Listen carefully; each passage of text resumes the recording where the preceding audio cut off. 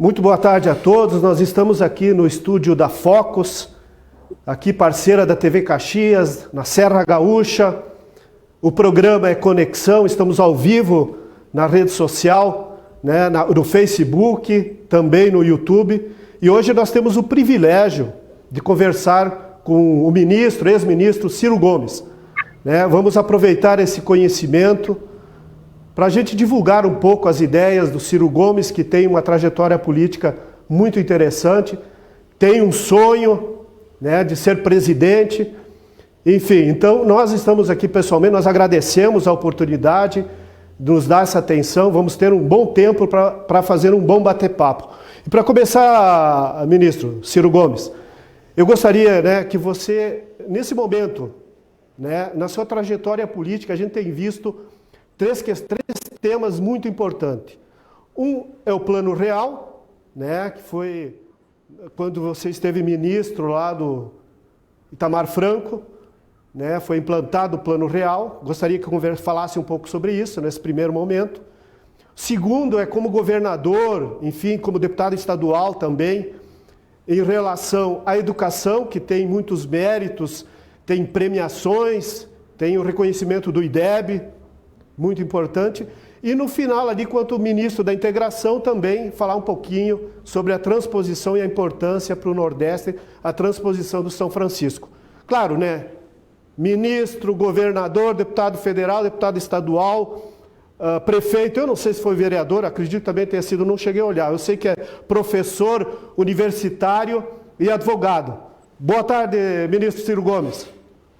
Muito boa tarde, Paulo. Muito obrigado a você e aos companheiros da TV Caxias por essa oportunidade que me dão, né, da gente refletir sobre o Brasil com um pedaço muito querido para mim do Brasil, que é nossa Caxias do Sul, que lidera uma região lindíssima, que é um ajuntamento de culturas extraordinárias, de imigrantes. A grande comunidade italiana é aquela que a gente menciona por apreço à comida, pela música, pelos tratos culturais e tudo, mas pela força do povo gaúcho.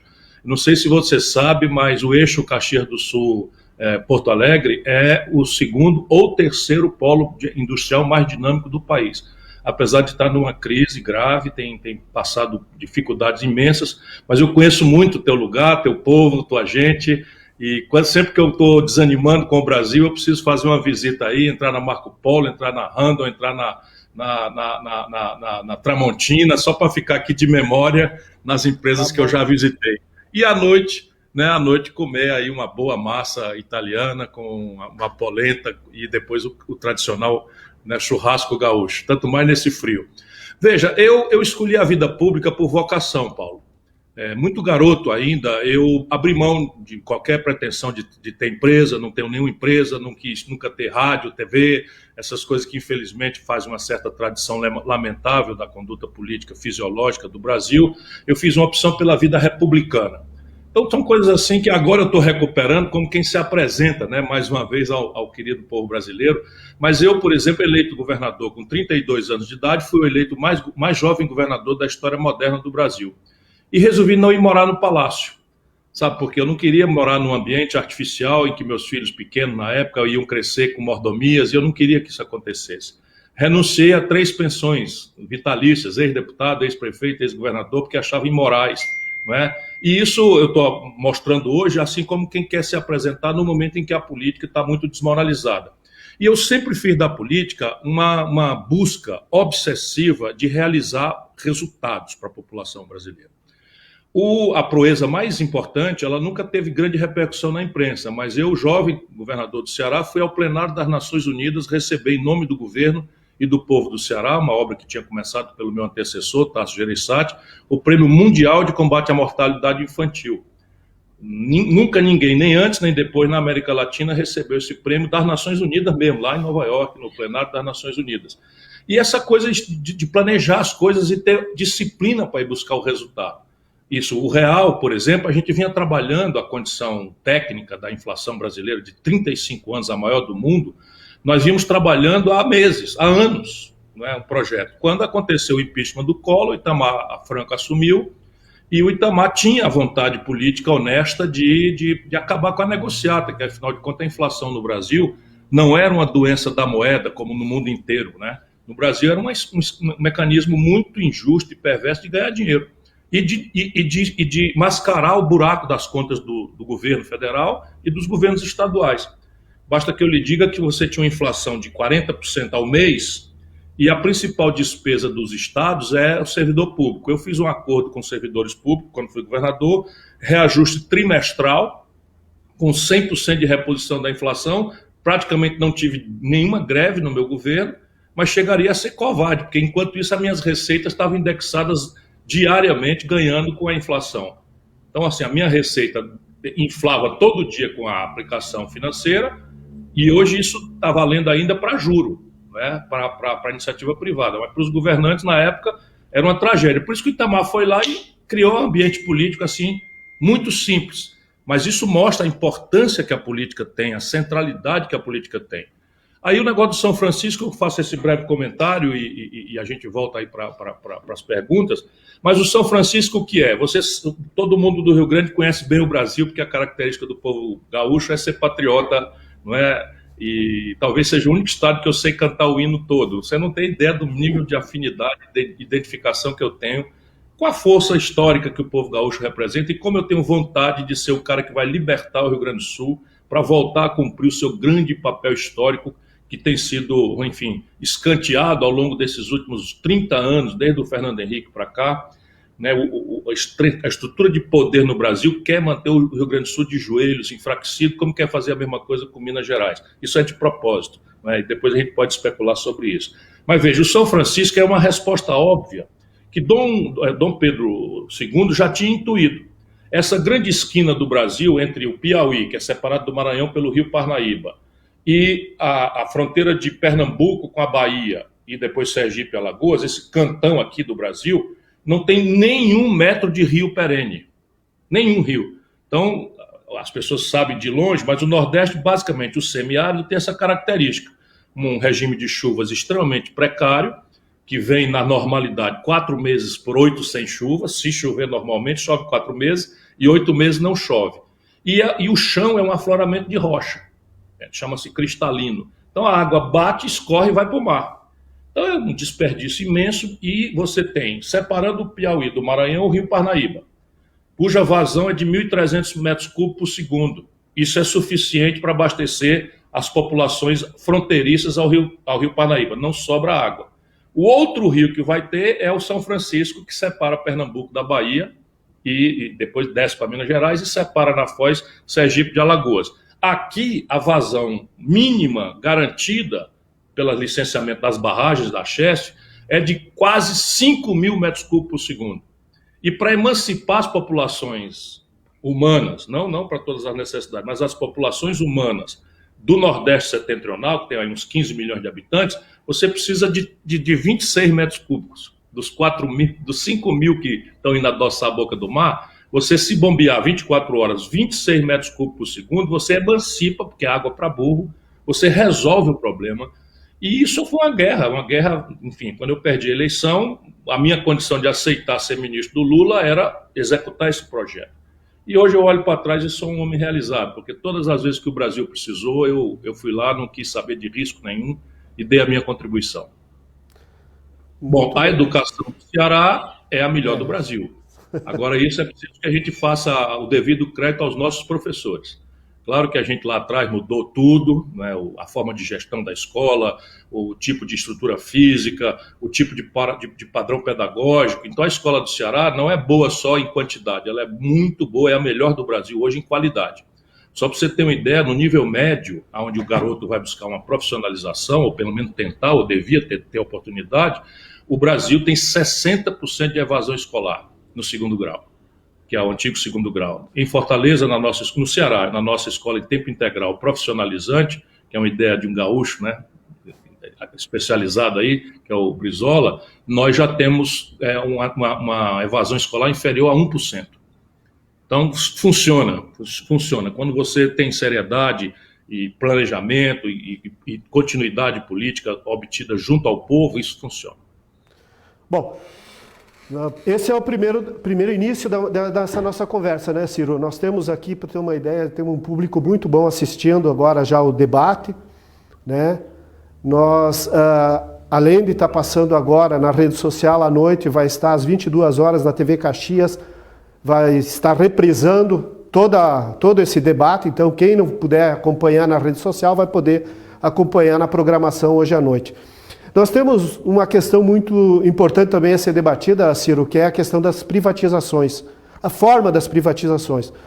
Nós temos a questão da privatização no Rio Grande do Sul, que tu tem conhecimento, que é a questão da CE, que tem uma disputa, inclusive, jurídica muito grande, né? Tem um histórico da conquista, que foi a CE enquanto empresa pública, e temos uma outra questão que é o marco regulatório de saneamento, que está meio que levando a única saída aos estados à privatização, sabendo que, claro, nós temos a questão do saneamento público municipal, que é as autarquias municipais, uns exemplos onde deu sucesso e tem um reconhecimento, tanto que, por exemplo, aqui em Caxias do Sul, nós temos o SAMAI, que é um órgão público de abastecimento municipal, e tem Porto Alegre é a mesma coisa, Pelotas, Novo Hamburgo, enfim, são áreas onde o saneamento é público municipal. Mas nós estamos tendo um grande problema aqui. O Rio Grande do Sul, a Corsã, o governador, já está fazendo planejamento para tentar privatizar, porque acha que não consegue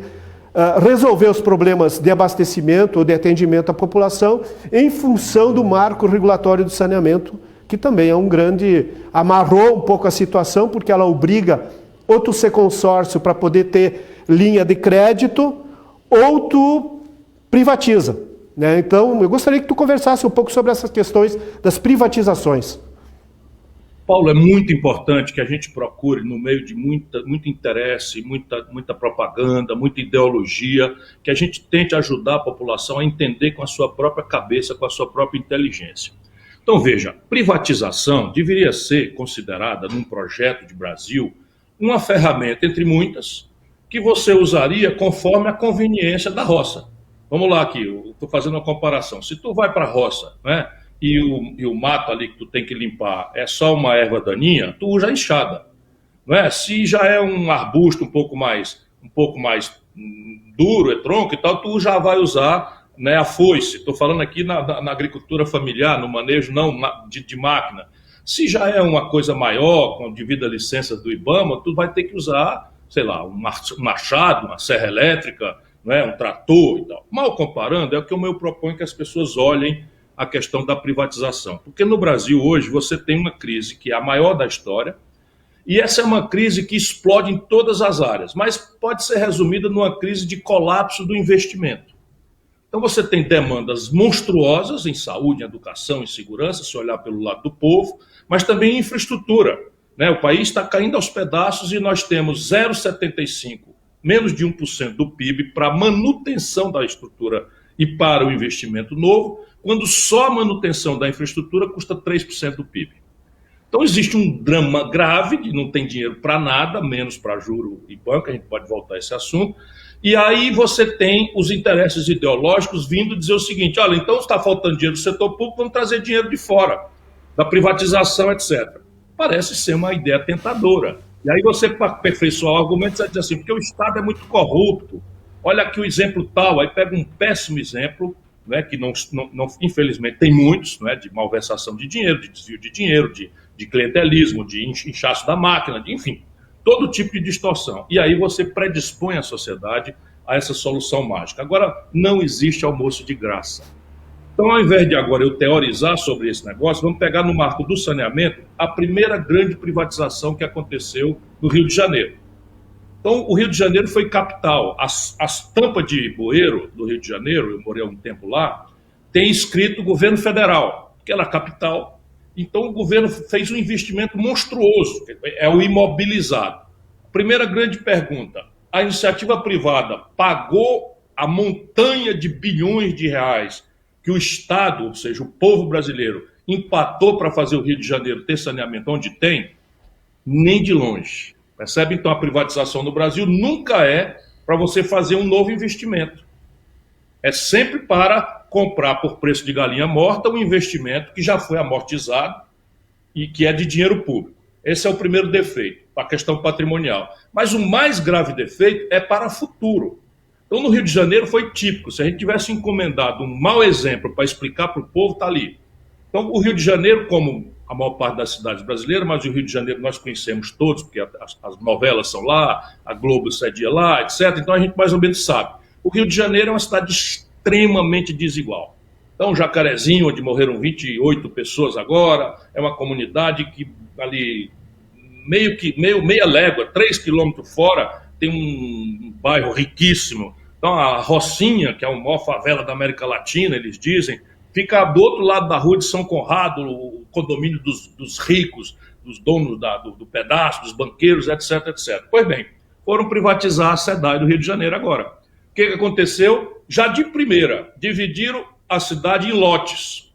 Os lotes da classe A saíram com deságio lá em cima. Por quê? Porque a classe A paga, a inadimplência é nula das tarifas de coisa, a manutenção, etc, etc. Aí na classe B e C o ágio já caiu bastante. Mas na zona oeste do Rio de Janeiro, que é onde está a maioria da população pobre, na zona oeste, sabe o que aconteceu com a licitação? Deu deserta. Nenhuma empresa quis entrar. E aí o que acontece com o sistema de esgotamento sanitário e abastecimento d'água do Rio de Janeiro? Você perde a oportunidade de fazer subsídio cruzado. O que é o subsídio cruzado? Dado que a nossa sociedade é muito desigual, é a mais desigual do mundo, e essa desigualdade ela se territorializa nas grandes cidades, nas favelas.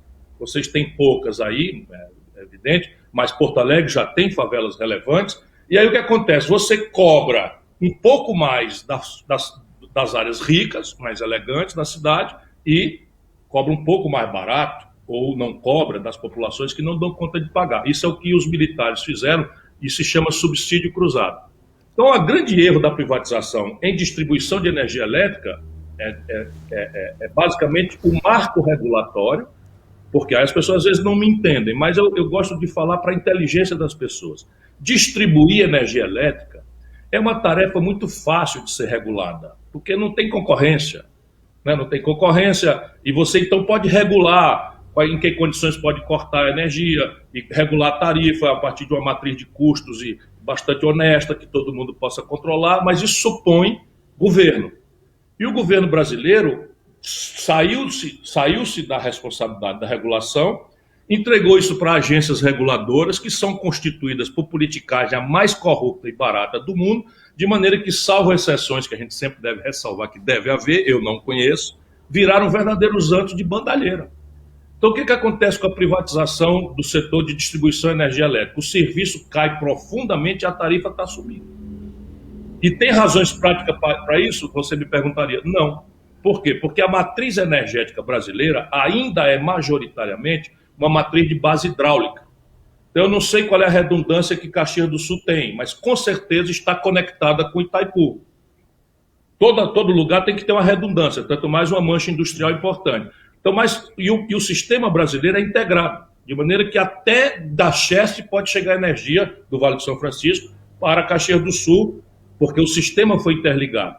Pois bem, quando esse sistema de base hidráulica foi construído, foi uma pancada de dinheiro para o povo brasileiro, mas ele já se amortizou, Paulo. Então, já faz tantos anos que Itaipu foi construída, que a tarifa que o povo brasileiro pagou nesses últimos 30, 40, 50 anos, já tinha um pedacinho para pagar o investimento. Ou seja, agora o investimento foi amortizado, a tarifa poderia ser mais módica, especialmente a tarifa para o insumo produtivo, para a agricultura, para a indústria, que precisam desse insumo como elemento de competitividade do sistema, e no Brasil foi explodir depois da privatização. Aí você compara as tarifas brasileiras com o mundo, que não é hidráulico, que é muito mais caro do que o Brasil, a nossa está mais cara. Por pura roubalheira, pura fisiologia, puro clientelismo dessas agências que vão ter que ser saneadas todas, na medida que a gente quiser realmente mudar o Brasil. Ótimo. Agora nós vamos entrar então, Ciro, eu acho que essa foi uma ideia da privatização, foi um tema que apareceu agora, porque o pessoal estava nos cobrando uma sua visão em relação a isso, até porque tem no Rio Grande do Sul, principalmente essas duas questões aí que é a Corsã e a SE, mas agora nós vamos entrar na questão federal, que eu acho que é a questão da economia, que é o que afeta pelo relatos e relatórios que se tem, 14 milhões de desempregados. É uma triste realidade. As ações que o governo fez em relação a estruturantes, vamos dizer, não houve, e em relação às reformas, tanto a reforma da Previdência como trabalhista não atingiram os objetivos que eram pregados, né?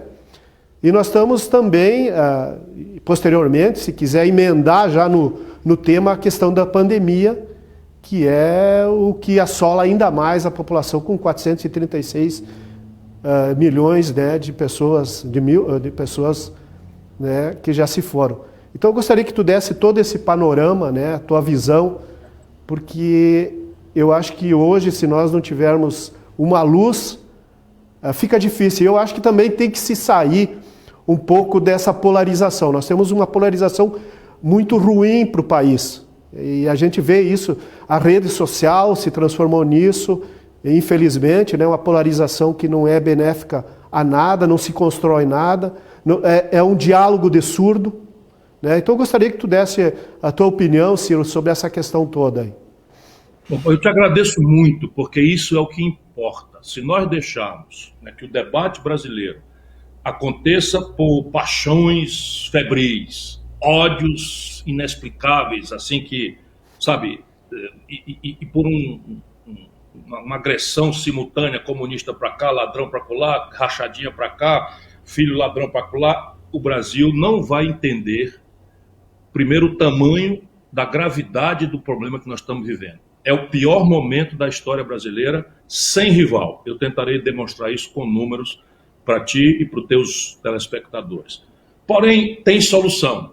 O Brasil é das raras nações do mundo que tem base física, que me permite olhar assim e dizer, bom, por aqui a gente tem como construir um caminho de progresso, de sustentabilidade. Base humana, o Brasil também tem, já demonstradamente, bom, vocês estão aí, Caxias do Sul, não é? Veja o que aconteceu. Veja o que aconteceu num país que não tinha energia, num país que não tinha petróleo, um país... Isso tudo aconteceu, e aí que eu quero mostrar para você o fundo do poço.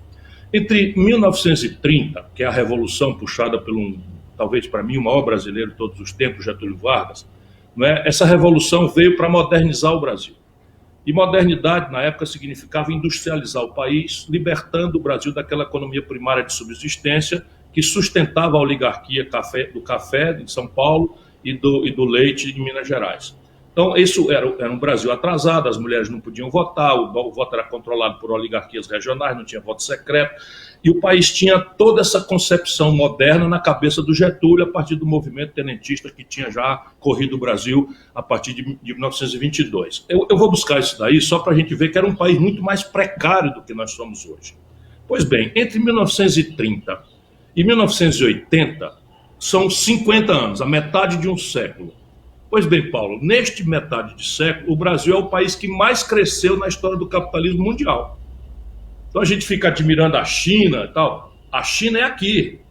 A China ainda precisa de uns 15 anos crescendo a taxas superiores a 8%, 10% para bater o recorde brasileiro. Percebe? Então é muito importante que todos nós, especialmente os jovens, tenhamos clareza disso. O Brasil, entre 1930 e 1980, metade de um século, foi o país que mais cresceu no mundo. Nós crescemos 7% em média, arredondando o número aqui. Tudo dava certo para nós. Tudo dava certo para nós. O Brasil queria montar a indústria automobilística, montava, queria montar uma estrutura de mineração sofisticada para 1000 minérios diferentes, montava, queríamos ter base siderúrgica, montamos, não tínhamos nada. Nada. Nós importávamos pá, picareta, enxada, facão, foice do estrangeiro, ali quando aconteceu a Revolução de 30. E resolvemos ser uma nação moderna do mundo. Pois bem, entre 1980 e 2010, já estamos chegando agora, mas uma coisa está conectada com a outra como sistema de causas históricas. Entre 1980 e 2010, o Brasil entra numa agonia. E aquele crescimento de meio século, de 7% ao ano, onde tudo dava certo, nós caímos para 2,3% ao ano. Aí já começou a apertar a coisa. Você passar 40 anos com a população crescendo mais ou menos acima do que cresce a riqueza, a disputa por riqueza fica cada vez mais selvagem. Às vezes ela explode na selvageria da violência urbana que virou um grande tormento da sociedade brasileira, e a razão é essa. É a televisão dizendo compre, compre, compre, e o garoto, o pai não tem renda para ele comprar o tablet, o celular, a camiseta, o tênis de marca, e aí, resultado, começa toda essa degringolada do Brasil. Porém, eu falei que eu ia tentar demonstrar o fundo do poço. Entre 2010 e 2020, o Brasil passa 0 de crescimento em 10 anos.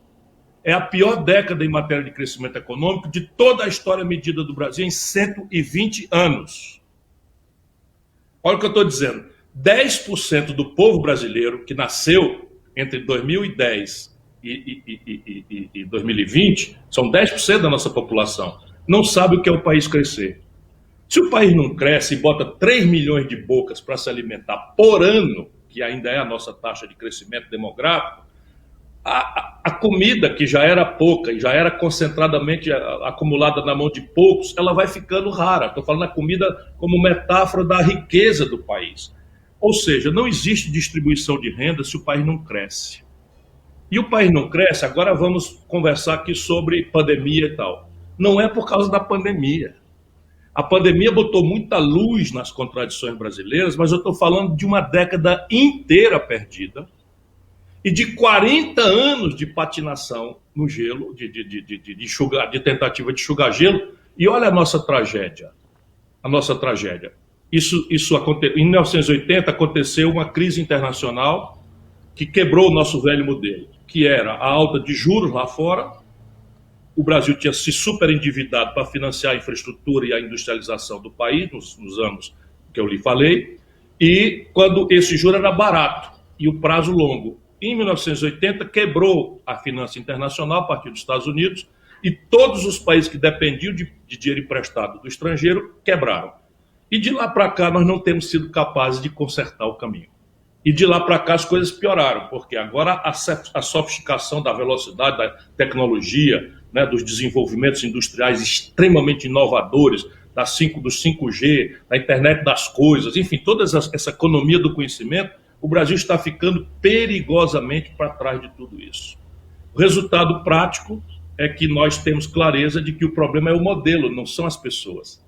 Porque o Fernando Henrique, né, o Collor se elegeu propondo uma solução tosca, que era copiar, colar a ideia neoliberal da Margaret Thatcher, deu uma tragédia que virou um impeachment, não é?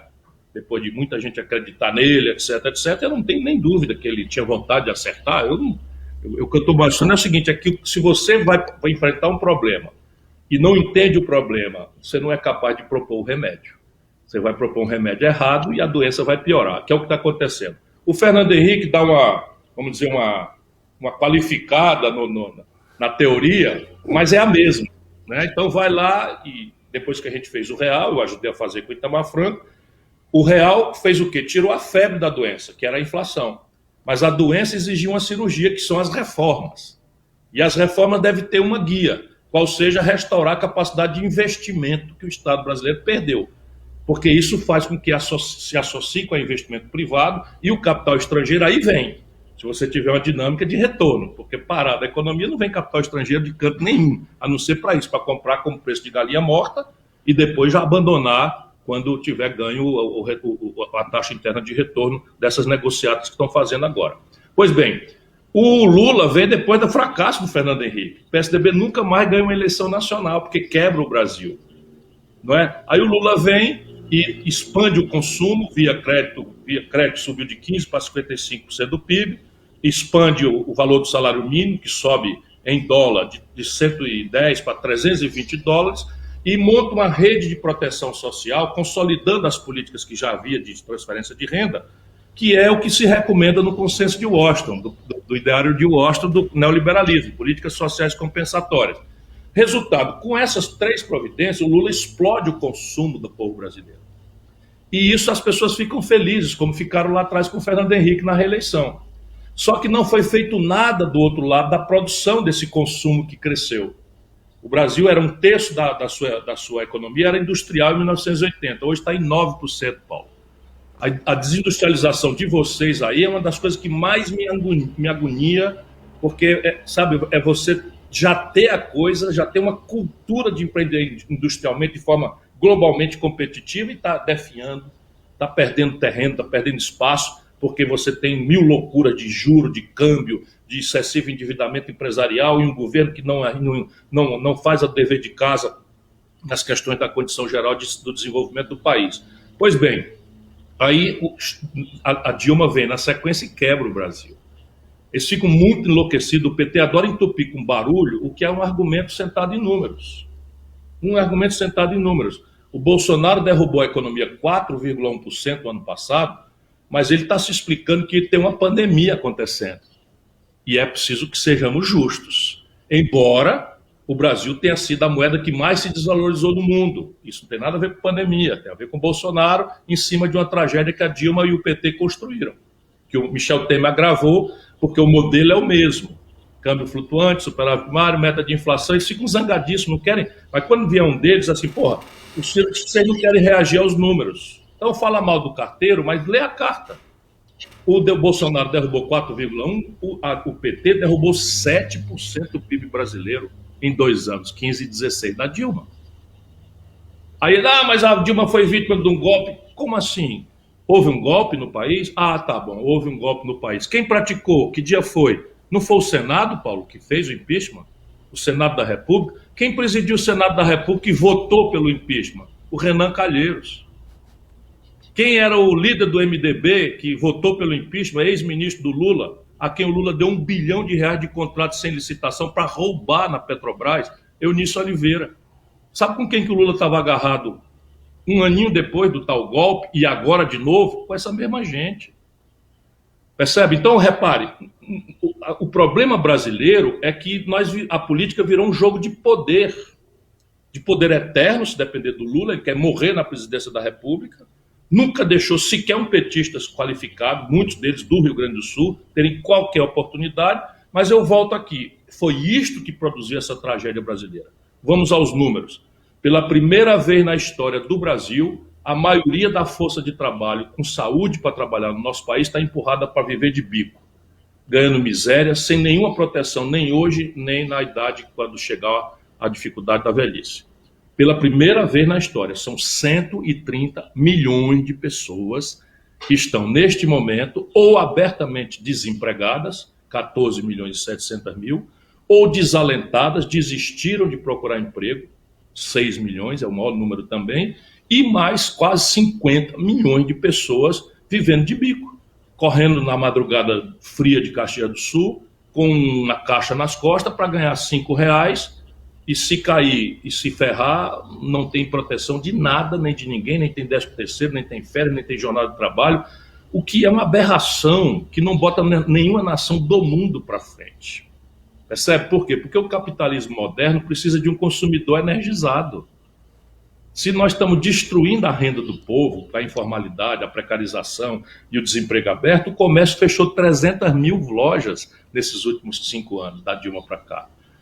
Sabe, 30 mil indústrias foram fechadas no Brasil do desmantelo da Dilma para cá. 30 mil indústrias foram fechadas, boa parte aí no Rio Grande do Sul. Então veja, ou a gente entende esse problema e propõe a mudança, que é o que eu ando tentando fazer, às vezes pregando com certa solidão, às vezes, como agora, com muito conforto, porque cada vez mais pessoas estão me dando a oportunidade de eu explicar como é que a gente pode resolver. Porque eu termino esse diagnóstico com uma frase. Se o Brasil cresceu mais do que qualquer lugar do mundo durante metade do século, e o céu, eu repito sempre, é o mesmo, abençoado pelo Cruzeiro do Sul, né? O chão pródigo e generoso, que tem sangue de gaúcho para defender a brasilidade e o patriotismo, né, que me faz admirar sempre fazer essa homenagem. Sirvam nossas façanhas de modelo a toda a terra, e eu conheço as façanhas e são realmente muito importantes para a história brasileira. Fomos nós, cearenses e gaúchos, que fizemos a conquista do Acre, fomos nós, cearenses e gaúchos, que sufocamos a insurgência de 32. Nós temos uma história, a Escola Preparatória do Exército, enfim, tem toda uma história, né? O Plácio de Castro é o homem que foi contratado para organizar os cearenses na Revolução do Acre, e isso tudo eu conheço com profundidade. Mas vamos voltar aqui. Se o céu é o mesmo, o chão é o mesmo, generoso como é o nosso chão, só que hoje muito mais. Porque na data diziam que não tinha petróleo. Hoje nós temos a província mineral do petróleo do pré-sal, que é uma riqueza sem conta. O Brasil está sobrando petróleo, e isso feito de forma bem planejada, isso emancipa a juventude pobre brasileira em 5, 10 anos. Eu sei muito bem o que eu estou dizendo. Sei muito bem como é que a gente faz uma rede educacional de alta qualidade e prepara o garoto para sair já com estágio remunerado, que é assim que acontece para todo jovem aqui no Ceará, que está na escola pública com tempo integral, profissionalizante. A gente paga o estágio e a taxa de retenção do garoto no estágio para começar a vida é quase 90%.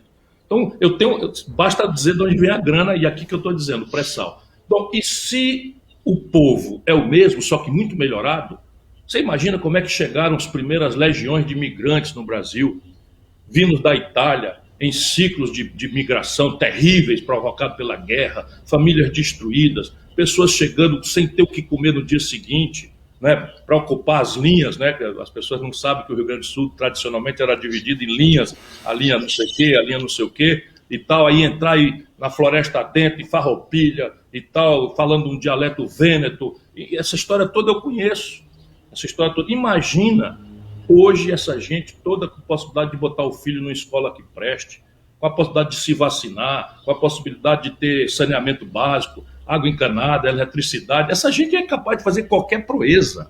Qualquer proeza. E olha onde é que nós estamos. Um país triste, de uma juventude que se sente fracassada, porque todo dia a frustração da expectativa de consumo, de consumismo bombardeada pela propaganda, não é alcançável por ele e pela renda da sua família. E aí está a tragédia brasileira. Violência, desesperança e tal. Precisa virar esse jogo. Ciro, infelizmente, o tempo é nosso grande problema, né? As assessorias não nos organizam dessa forma e a gente tem que respeitar. Nós temos aí um tempo, ainda uns 5 minutos para fazer algumas considerações. Nós temos aí... Hoje tu conseguiu falar para em torno de 400 pessoas nesse momento, que estão assistindo agora diretamente aí, e a gente sabe que estão acompanhando, tem aí os dados. Não são as visualizações, são pessoas acompanhando o debate. O que é importante é isso, né? A visualização é uma ferramenta da rede social que eu ainda tenho minhas dúvidas aonde ela atinge. Aqui agora me mostraram 8.200 visualizações. Então já tem um número bem expressivo. E depois vai passar a noite, vai ter reprise na TV, no canal direto da TV 14, né, na TV Caxias. Então não vão poder as pessoas querem também assistir em casa, porque não é todo mundo que gosta de ficar na frente de uma tela, né, de computador ou um celular ouvindo um debate, né. Mas nas considerações finais, Ciro, eu gostaria que tu falasse um pouco se tu tem alguma perspectiva da CPI da Covid. Também pode dar uma palhinha do teu livro, né, que eu acho que que as pessoas voltarem a ler de novo, para quem não recebeu, apesar que já divulgamos bastante, né, e as tuas considerações finais, né, e já vou agradecendo a tua paciência, a tua presença, e a próxima vez eu vou pedir para o teu assessor, o Vicente, que tem me atendido muito bem lá, que eu quero um pouquinho mais de tempo, que eu sei que tu tá, mas nós vamos ter. É bom fazer por etapa, porque aí a gente vai construindo também um diálogo mais aprofundado sobre esse tema do Brasil, que é uma imensidão, né? Mas é um grão no universo, né? Sempre que tu quiseres, assim, com o maior prazer, falar o povo do Rio Grande é falar o coração do Brasil. Acredita, eu amo o Brasil e conheço a importância histórica de cada pedaço desse nosso chão e a cultura política de cada uma dessas verdadeiras escolas, e a escola gaúcha é uma das que mais me comove, por isso que eu sou tão profundamente conectado com a vida do povo. Deixa eu te falar, a CPI não creio que vá dar em coisas como a gente achava que devia dar, ou temos que lutar para que dê, não é? Mas eu acho que durante o processo dela, ela vai ajudar o povo brasileiro a entender a extensão da irresponsabilidade com que nós somos governados nessa que é a pior tragédia do tempo moderno. Deixa eu lhe dizer, não foi o Bolsonaro que trouxe o vírus é uma pandemia global, mas o Bolsonaro foi desorientado por essas figuras tenebrosas, não é? Os filhos idiotas e ladrões, é uma quadrilha a família do Bolsonaro, não é? E ele que corrompeu os filhos e as esposas. Eu posso provar cada uma coisa dessa, ele não me processa, porque eu tenho todos os documentos. Eu fui contemporâneo do Bolsonaro, deputado. O Bolsonaro roubava dinheiro da gasolina do gabinete dele. Eu tenho as notas fiscais aqui, e o meu gabinete gastava R$600, o dele gastava R$12 mil. E esse era o dinheiro que ele tinha para administrar. E agora a corrupção no Brasil é um negócio de maluco. O filho acabou de comprar uma mansão no Lago Sul por R$6 milhões, inclusive com financiamento de 3 milhões de reais sem lastro num banco público, estatal. É o homem da mamata, mas vamos lá. Não foi ele que criou a pandemia.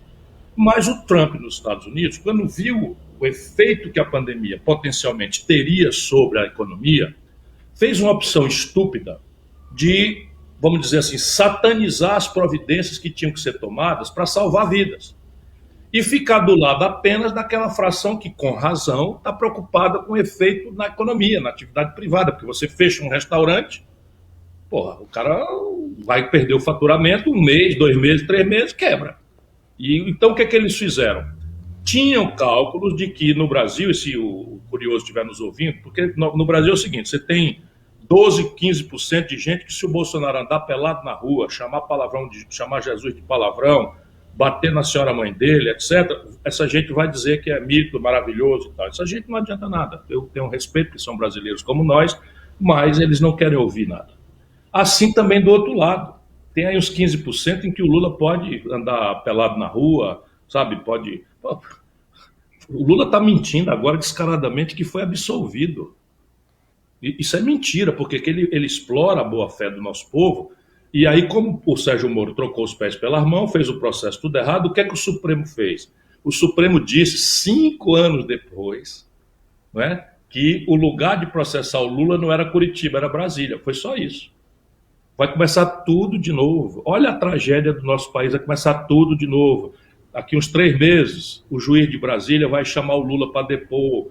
Aí começa, não foi absolvido, não foi absolvido, não, vai começar tudo de novo, vai renovar as testemunhas, vai não sei o quê, papapá. Isso, no Brasil, quem é rico e pode contratar bom advogado, vai virar 50 anos e não vai mais condenado. Porém, não foi absolvido. Então, voltando aqui à sua questão. Então, a pandemia, o explosivo número de mortos é responsabilidade da seguinte situação.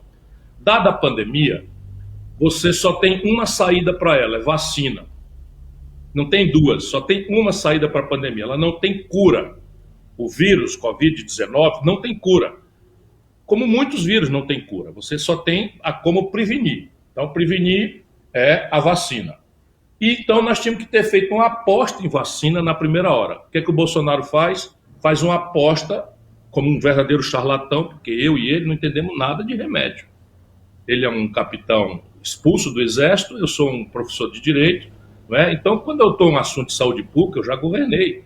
Eu governei epidemias, eu tive epidemia de cólera no Ceará quando eu fui governante. O que é que eu faço? Eu imediatamente crio um comitê com os cientistas que entendem do assunto e que vão me orientar, né? Olha, faça isso, faça aquilo outro e tal, e eu boto em debate isso com os técnicos e vejo o orçamento e vou cair em campo e vou fazer. O Bolsonaro resolveu politizar o assunto imitando o Trump. Então é o seguinte, não, só vai morrer 800 pessoas e nós precisamos trabalhar porque o emprego é e tal, papapá e tal. Ele vai dando um sinal para essa turma que, com razão, está sofrendo. O que é que o mundo fez? O mundo fez o oposto. O mundo anunciou essa doença não tem cura, não existe tratamento precoce para essa doença, rápidas propostas que foram feitas, foram examinadas, e a cloroquina, por exemplo, foi desmoralizada imediatamente, lá atrás. E nós dizemos, não, mas por que não pode tomar? Mal não faz. O problema é que mal faz. Ela mata com intoxicação hepática, ela mata por prolapso do coração, por alguma coisa no coração, se não for prescrita corretamente. E ela não é um antiviral, ela é um remédio que é criado, que o Brasil usa há muitos anos para enfrentar um protozoário, que é o germe da febre amarela. O verme da febre amarela não é um vírus. Então a gente usa cloroquina para enfrentar o problema dos protozoários. E aí, se vírus é uma coisa, protozoário é outra. Percebe? Completamente. Então o Bolsonaro navega na maionese e nisso vai explodindo. Depois o isolamento social. O que é que ele faz? Ele pessoalmente vai promover aglomerações, como faz até hoje. Máscara, ele desmoraliza. E aí quando a vacina começa a se apresentar, agosto do ano passado, Paulo, eu quero que o povo brasileiro que tem equilíbrio no Rio Grande do Sul examine o que eu estou dizendo. Se não for verdade, eu tenho que voltar aqui e pedir desculpa como um reles mentiroso. Mas eu juro pela honra que eu sempre cultivei na minha vida, cada palavra dessa aqui foi conferida. Então, em agosto do ano passado, as primeiras ofertas de vacina da Pfizer foram oficiadas ao Brasil. Nós temos cópia desses papéis. O Bolsonaro deixou por 11 vezes os ofícios da Pfizer sem resposta, Paulo. sem resposta. E hoje a CPI está esclarecendo essas maluquices todas, de maneira que quem não for fanático vai ver que nós estamos numa agonia muito mais longa e muito mais mortal por conta da incompetência. Aí pega troca de ministro da Saúde 4 vezes. As 2 primeiras trocas têm a ver com a questão técnica. 2 médicos. Então você tem um ministro da Saúde, um médico vai lá, que era o Mandetta, e diz, olha, cloroquina não funciona, tem que fazer o isolamento social, o presidente demite o cara. Aí ele chama o Taik, que é um médico respeitável no Rio de Janeiro, o cara vem, o cara manda a cloroquina, o cara, não, eu não vou ficar aqui, que eu tenho um nome para zelar, cai fora. Aí ele chama um general extremamente despreparado, boçal, sabe? Eu estou preocupado com o critério de formação e com o critério de promoção do generalato brasileiro. Não é? Eu nunca vi um general tão burro, tão incompetente, tão assassino quanto esse Pazuello, que é um homem da ativa. Um general da ativa do Exército Brasileiro. Expõe a nossa Força Armada a um constrangimento, a uma vergonha que o nosso povo sempre teve, como temos que ter acatamento, respeito, não é, pelas Forças Armadas, que devem ser forças do país, do Estado Nacional Brasileiro, da nação brasileira, e não transformado num partido político como o Bolsonaro está fazendo. Ou seja, aí o Pazuello vem e explode 270 mil mortes na mão dele por causa disso. Sabe o que está acontecendo agora, Paulo? Para orientar o isolamento, você tinha que fazer testagem em massa. O Brasil é um dos países que menos testa e nós estamos agora jogando para incineração quase 3 milhões de testes que esse Palermo deixou estragar o prazo de validade. Então é um negócio. O Bolsonaro mandou o comandante do Exército, ele chama de meu Exército, é por causa disso. Ele mandou o comandante do Exército comprar cloroquina de uma empresa que cobrou 7 vezes o preço. O Exército Brasileiro vai responder no Tribunal de Contas da União por um superfaturamento de 700%, 800% no preço da cloroquina. Veja onde é que o Bolsonaro nos levou. E essa cloroquina está sendo toda estocada para não servir para nada, porque ela começou a matar muita gente e agora o próprio ambiente, e isso a CPI vai ajudar. Então a CPI tem esse papel. Agora, eu, Ciro Gomes, conheço a vida brasileira, conheço seus personagens, conheço todo mundo, vai dizer, eu vou esperar que a moralização do Brasil, a punição, seja produto do Renan Calheiros e de uma certa turma que eu conheço ali? Não dá para mim. Não dá para mim, sabe?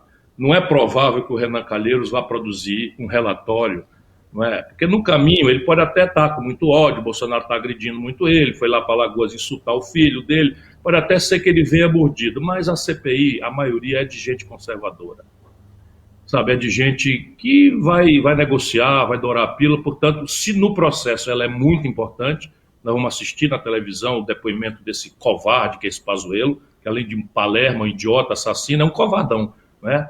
Covardão que pediu o direito de ficar calado. Agora, uma outra também, que é uma cearense que nos enche de vergonha, a turma chama de Capitã Cloroquina, já também foi ao Supremo pedir por direito de ficar calado. Ficar calado por quê? Se fizeram o que tinha que ser feito, se era correto, por que não podem esclarecer as coisas? Porque é inexplicável o que eles fizeram. Mas daí eu acreditar que o Aras, que é o Procurador-Geral da República, né, se sair um relatório severo, isso vai para o Ministério Público Federal. O que o Aras vai fazer com isso? O que ele está fazendo, sabe, arquivando tudo, guardando, engavetando tudo, porque infelizmente o Bolsonaro também corrompeu a Procuradoria da República. Bom, Ciro, nós estamos encerrando mesmo, então se tu quiser deixar, nós agradecemos a oportunidade. Acho que esse debate foi um debate importante para a cidade de Caxias do Sul, para quem está nos assistindo. Nós vamos ter novas oportunidades. Queremos parabenizar pela forma clara e objetiva como tem sempre colocado todos os debates que a gente tem assistido aí nas outras redes sociais, na mídia, nos meios de comunicação. Tinha um outro tema que eu gostaria de debater, que era a questão da democratização da comunicação, que vai ser um tema que nós vamos tratar num outro momento. Mas para tuas considerações finais aí, agradecendo a tua participação aí. Paulo Souza, eu que agradeço a você mais uma vez a oportunidade de falar a boa gente brasileira que está no Rio Grande, mas que também está no mundo todo, porque a internet nos conecta. E dizer o seguinte, que o Brasil, como eu lhe disse, está na pior crise da sua história, mas nós temos saída, nós temos rumo.